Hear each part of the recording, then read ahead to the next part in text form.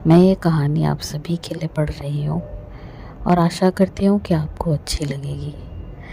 आप कहाँ से सुन रहे हैं, आपके शहर का नाम और इस समय वहाँ वक्त क्या हुआ है, ज़रूर कमेंट सेक्शन में लिखकर बताएं।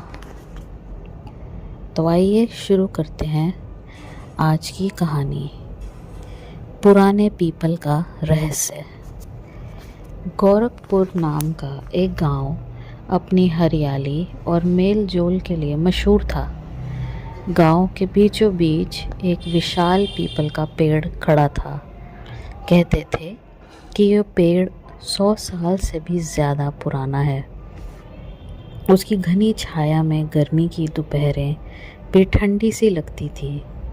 बच्चे यहाँ खेलते, बुजुर्ग तलाश खेलते और औरतें बातों में समय गुजारती थीं। लेकिन इस पीपल के बारे में एक रहस्य भी था। लोगों का मानना था कि रात के वक्त उसके नीचे अजीब सी आवाज़ें आती हैं। कईयों ने फुसफुसाहट सुनी थी, जैसे कोई पुरानी कहानी सुना रहा हो।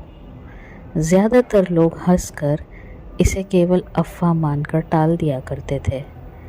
गांव में गोविंद नाम का एक लड़का भी रहता था। उसकी उम्र लगभग 25 साल की थी। आँखों में जिज्ञासा और मन में साहस भरा हुआ था। वो अक्सर कहता था, अरे डर काहे का है? अगर पीपल बोलता है तो मैं उसे पूछूंगा कि आखिर वो कहना क्या चाहता है।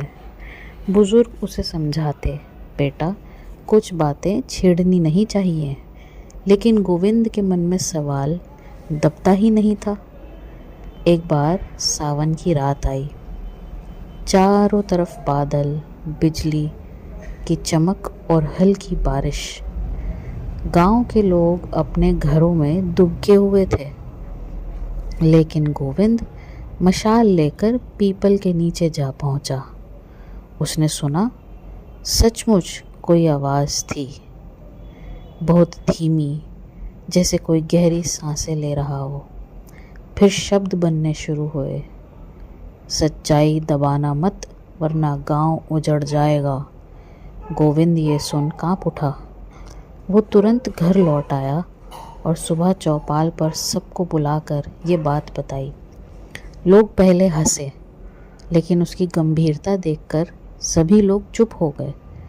उसी वक्त बूढ़े पंडित हरिराम बोले, मेरे दादा ने भी यही कहा था कि इस पेड़ के नीचे गांव की रक्षा का रहस्य सचमुच छुपा है। लगता है अब वो वक्त आ गया है। धीरे धीरे लोगों ने गौर किया कि गांव पर मुसीबतें बढ़ रही हैं। खेतों में कीड़े लग गए, तालाब का पानी कम होने लगा और कुछ जवान लोग अचानक बीमार पड़ने लगे। सबको लगा कि ये सब उसी चेतावनी का असर तो नहीं।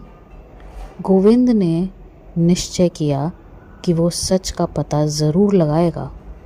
उसने रात को फिर पेड़ के नीचे बैठने का मन बनाया। मन ही मन उसने कहा, अगर तू हमें बचाना चाहता है तो मुझे रास्ता दिखा है पीपल के पेड़।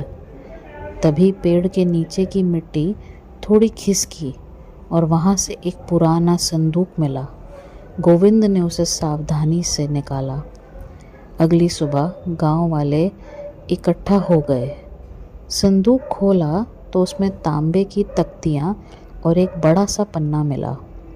उस पन्ने पर लिखा था, गांव की रक्षा तभी होगी जब लोग लोभ और झूठ से दूर हटेंगे। इस पीपल की जड़ में न्याय और सच का व्रत लिया जाएगा। पंडित हरिराम ने समझाया, ये हमारे पूर्वजों का संदेश है। वो चाहते थे कि हम ईमान और एकता से रहें, तभी ये गांव समृद्ध होगा। गांव वालों ने उसी दिन पीपल के नीचे सभी की ओर सब ने प्रण लिया कि वो झूठे सौदे, बेईमानी और आपसी झगड़ों से दूर हटेंगे। खासकर ठाकुर देवीलाल, जो अक्सर छोटे किसानों को बहुत दबाता था, उसने भी सबके सामने ये कसम खाई।